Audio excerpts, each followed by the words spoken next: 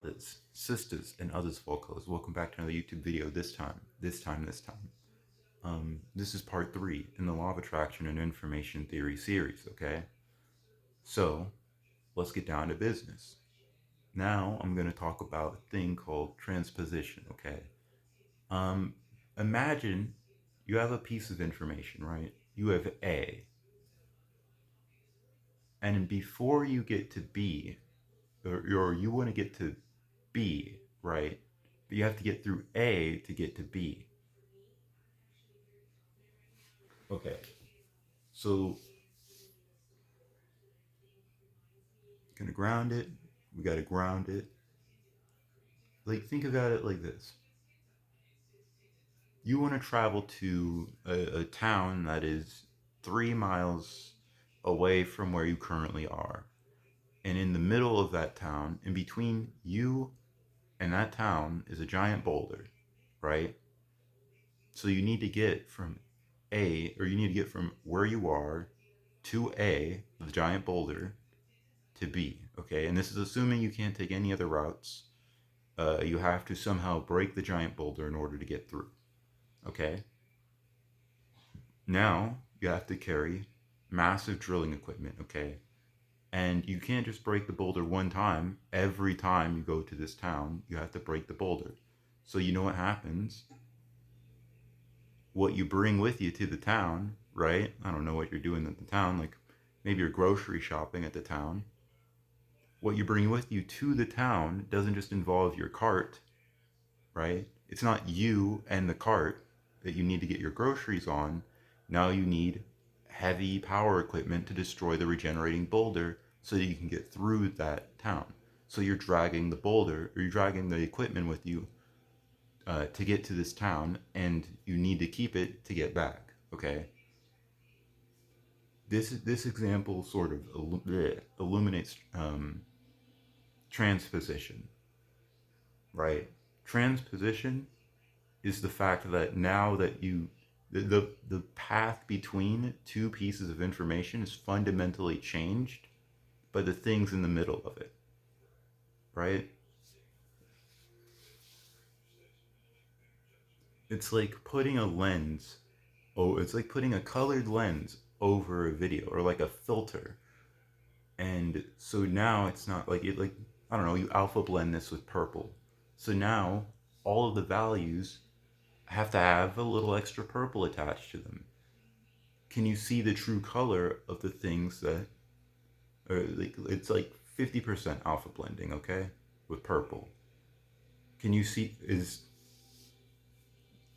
is the color of the video the same? No.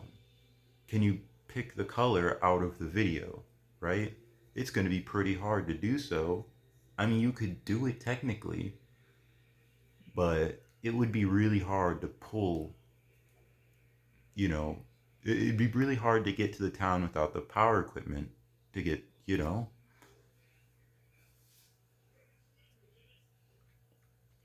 be just as it would be really hard to find the true color of all of the things on screen with an alpha, or with a purple uh, alpha blend over everything, right? It's just everything is like a little bit more purplish. That's what an alpha blend is, right? Alpha is transparency, so you basically have like a transparent layer of purple over everything, right? This is again, that's what transposition is like. So when information passes through one medium to another medium, it is affected by the things in between. This is pretty much one of the main mechanics. This is the this is like the glue of the law of attraction, right? Is transposition. You're taking your current filter for you and you're changing it, right? Because reality is bigger than the things that we see. Reality does not look in any way like the human eye and the human brain can comprehend it. It's only part of the picture. Or even some of those parts are misrepresented, and some of those parts also exist outside of the context of other things, right? So if I had a purple filter over the screen, my reddish hair would that. Hold on. The context of this reddish hair would be change, or it would change because of the purple. Hold on, I kind of lost my train of thought at that time. But I was speaking authoritatively at the same time. That's blooper material, but okay. But we don't do editing here, okay? We stay unedited. But anyways, the only editing I need is my own perfectionism. Jokes aside, another classic. That's what transposition is. Transposition, boom. You move one thing through another, all right? And everything that any human can possibly experience moves through the human mind, is gathered for the sake of human motivations, and no longer exists in the context of anything else that's real, and therefore functionally it is so far removed from what is actually there, that it is like hilarious. And this is for like, and this is like especially true for like the average person, right? And there are some things, there are some things that we may be able to figure out through science, but I don't know how far we can go with science. How long until the humitations, there we go, that's a new one, the limitations of the human mind can really stop. Like when will technology and the human mind no longer be able to make sense of things? How much sense can the human mind make of reality? But that's not relevant for most people. Most people got to be aware of that. This thing, okay? You got to be aware of the operating system in there, all right? And once you know, hey, I'm in the damn operating system for a thing that's designed for my benefit, right? Then you can start doing shit with that. Like, that's important. It's not about like, oh, delusion or not delusion. This is like bullshit made up by delusional people, which is pretty funny. Um, right? It's not about real or not real. You can only align with reality so much, right? And even if you are aligned with reality, how much you can actually draw from that, how much real information you can draw from that is shaky, right? But you can only really align with reality if you're aligned with your damn self, right? Because, like, I can't be like, oh, hey, is this true in reality, if I can't look at my own mind and recognize that, like, this is true in my mind, right? How does my mind's truth differ from the truth that I see outside of my mind? When you are able to juxtapose those two things and you're able to see them next to each other, you can actually like bring them together, right? This is the power of this is alignment right here. You take a thing that's inside of you and a thing that's outside of you. You look at the space in the middle until it fucking disappears. You account for the space in the middle until it's gone, right? And you do so consciously and fully aware.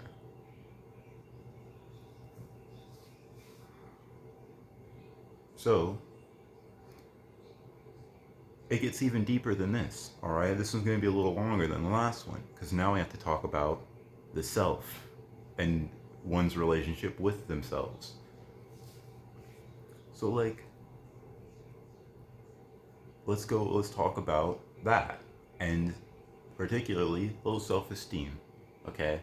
Some people have horrible self-esteem, All right, they say terrible things to themselves.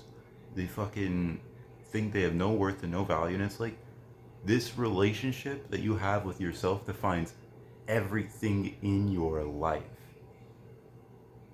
without a doubt, with no question, to a astronomical degree. If you do not like yourself, you're in a fucking dog shit situation, and like it's worrying.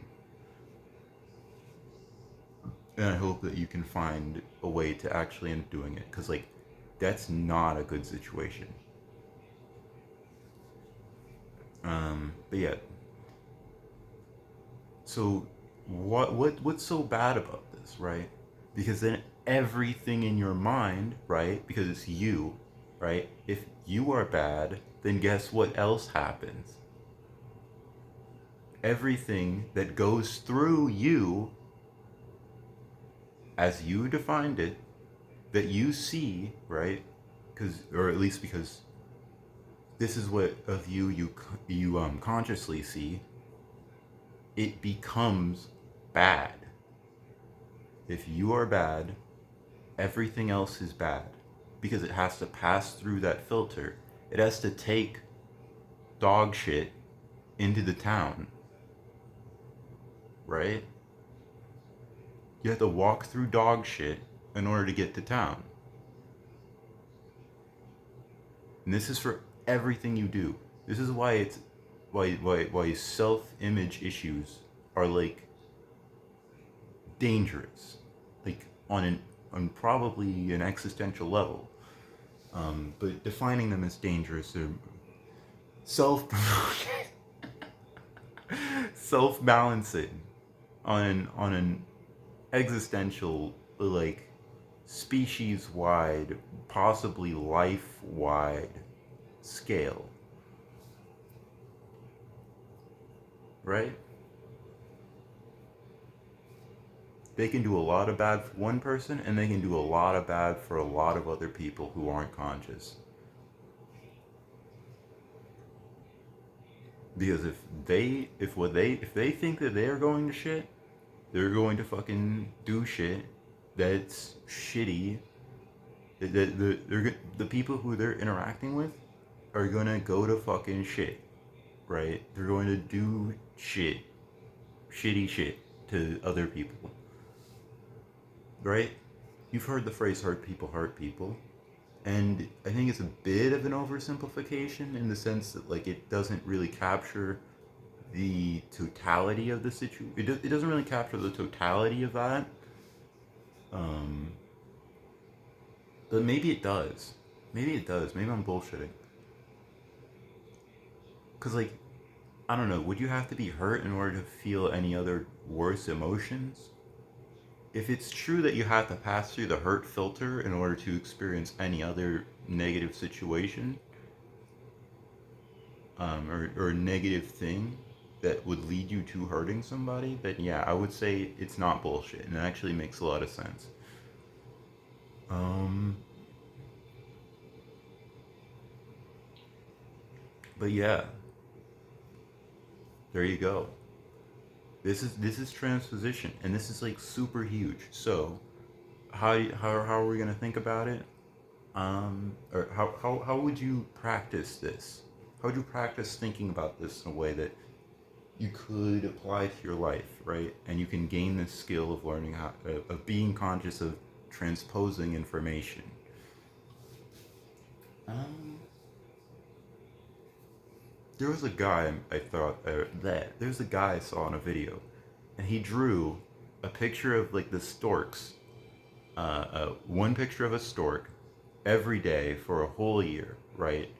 This guy's a master of transposition. Like this guy is like sick with it, okay? He may not know that he's sick with transposition, but he is. This guy could turn anything into a damn stork, probably. Probably. But like, yeah. So try something like that. Try something where you have one thing. Take one thing and filter other things through that thing, right? And a drawing practice is a great shot, but a drawing practice is a good start, but you could really do it with anything, and I would encourage you to use your creativity and really get engaged with that. Um, but for something more concrete, right, try thinking of an object, right, tomatoes, and try and interpret everything through potatoes. Kind of like if you feed like an AI, like a fish finding algorithm, pictures of like a thing finding algorithm, pictures of fish, and then it turns like everything into a fish. It's kind of like that. That's transposition right there in action. But just to get more of a feel, try and draw like 10 things in your environment through the perspective of one thing, right? Or try to describe 10 things in your environment to the description of another thing. So, for example, everything is a tomato. This water bottle is just a clear tomato within an edible shell, right?